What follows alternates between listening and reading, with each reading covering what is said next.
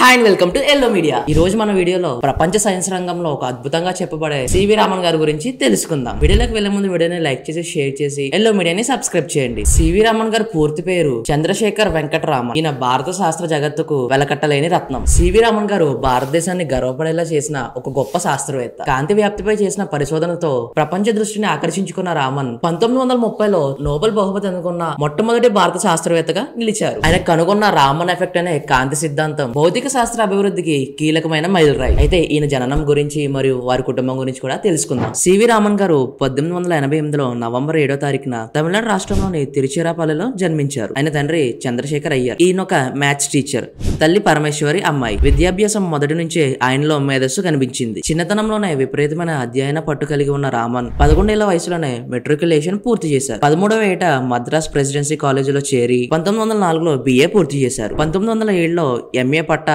అత్యుత్తమ ప్రతిభతో అందుకున్నారు. అప్పటికే శాస్త్ర పరిశోధనలపై ఆయనకున్న ఆసక్తి పెరిగింది. ఎంఏ పూర్తి చేసిన తర్వాత రామన్ భారత ప్రభుత్వ ఆర్థిక విభాగంలో ఉద్యోగం పొందారు. కానీ ఆయన శాస్త్ర పరిశోధనలపై ఆసక్తితో కాలేజీ సమయంలో కోల్కతాలోని Indian association for the cultivation of science లో ప్రయోగాలు చేసేవారు. 1917లో కలకత్తా యూనివర్సిటీలో ఫిజిక్స్ ప్రొఫెసర్ గా నియమితులయ్యారు. అక్కడే ఆయన లైట్ మీద అనేక పరిశోధనలు ప్రారంభించారు. అయితే ఈయన కనుగొన్న అతిపెద్ద ప్రయోగం రామన్ ఎఫెక్ట్. ఈ రామన్ ఎఫెక్ట్ అనేది కాంతి వ్యాప్తిపై ఆధారపడి ఉంటుంది. అయితే ఈ రామన్ ఎఫెక్ట్ ఎప్పుడు కనుగొన్నారు, అసలు రామన్ ఎఫెక్ట్ అంటే ఏంటి అనే విషయాల గురించి ఇప్పుడు తెలుసుకుందాం. 1928 ఫిబ్రవరి 28వ తారీఖున రామన్ తన అత్యంత ప్రాముఖ్యమైన పరిశోధన రామన్ ఎఫెక్ట్ ను కనుగొన్నారు. ఈ సిద్ధాంతం ప్రకారం ఒక కాంతి కిరణం పారదర్శక పదార్థం గుండా వెళ్ళినప్పుడు దాని దిశ మరియు తరంగ ద్వైర్యం మారడం గమనించబడుతుంది. దీనినే కాంతి వ్యాపన ప్రభావం అని అంటారు. అద్భుతమైన శాస్త్రీయ పరిశోధనల వల్ల ప్రపంచవ్యాప్తంగా రామన్ కు గుర్తింపు లభించింది. ఇన్ని పరిశోధనల కారణంగానే 1930లో ఆయనకి నోబెల్ బహుమతి వచ్చింది. ఈ ఘనతను సాధించిన తొలి విజ్ఞానవేత్తగా భారత చరిత్రలో నిలిచారు. రామన్ సైన్స్ విద్యార్థులకు ప్రేరణగా నిలిచారు. 1948లో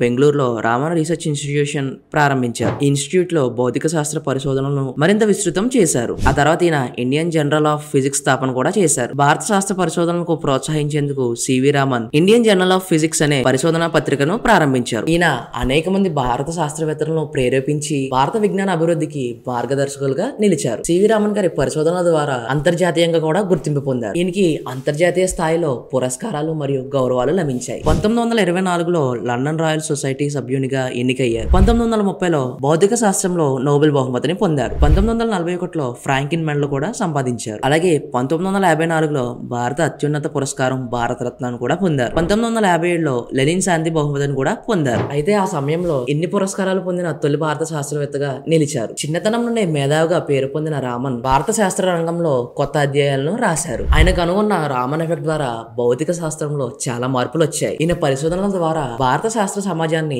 అంతర్జాతీయ స్థాయిలో గుర్తింపు పొందేలా చేశారు. చాలా మంది సైన్స్ స్టూడెంట్స్ కు ఈయన ప్రేరణగా నిలిచారు. చిరువెన్నెల చరిత్రలో చిరస్థాయిగా నిలబడిన శాస్త్రజ్ఞుడు సివి రామన్ గారు. సివి రామన్ గారు కేవలం శాస్త్రవేత్త మాత్రమే కాదు, భారత శాస్త్ర రంగానికి అంతర్జాతీయ స్థాయిలో గుర్తింపు తీసుకొచ్చిన ఒక మహానుభావులు. కాంతి వ్యాప్తిపై ఆయన చేసిన పరిశోధనలు ఇప్పటికీ కూడా భౌతిక శాస్త్ర అభ్యాసంలో కీలకమైనవి. ప్రతి విద్యార్థికి కూడా శాస్త్ర సాంకేతిక అభివృద్ధికి ఆయన జీవితం ఒక నిదర్శనంగా నిలబడింది. So that's all for today guys. ఈ వీడియో ద్వారా మీకు సివి రామన్ గారి గురించి కొంత తెలిసిందని అనుకుంటున్నాను. ఇలాంటి మరిన్ని ఇన్ఫర్మేటివ్ వీడియోస్ కోసం ఇప్పుడు ఎల్లో మీడియాని సబ్స్క్రైబ్ చేయండి. నేను మీ శివాజీ, సైనింగ్ ఆఫ్.